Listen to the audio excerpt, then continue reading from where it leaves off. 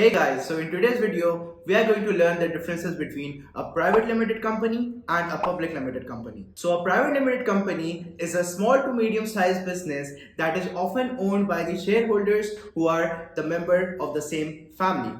These businesses cannot sell their shares to the general public.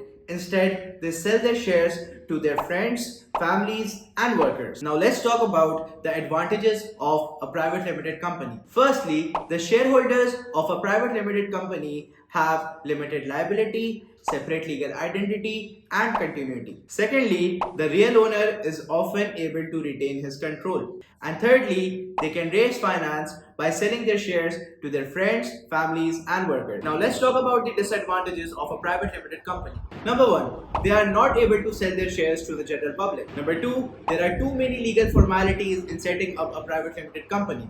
And number three, there is less secrecy over the financial documents as compared to sole traders and partnerships. Now let's talk about the public limited company. So public limited companies are large businesses that have the legal right to sell their shares to the general public.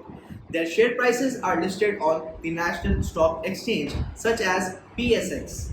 Now let's discuss the advantages of a public limited company. Similar to private limited company, public limited company shareholders have limited liability, have continuity, and separate legal identity. Secondly, there is ease of buying and selling of shares, so it encourages investments in PLCs. And thirdly, they have access to substantial sources of finance. Now let's discuss the disadvantages of a public limited company. Firstly, there are too many legal formalities, as a public limited company has to issue a lot of documents such as a memorandum of association or an article of association. Secondly, the cost of business consultants and financial advisors is often very high when establishing the public limited company. And thirdly, the risk of takeover is very high as the shares are available on the stock exchange. So this is the difference between a private limited company and a public limited company. See you in next video.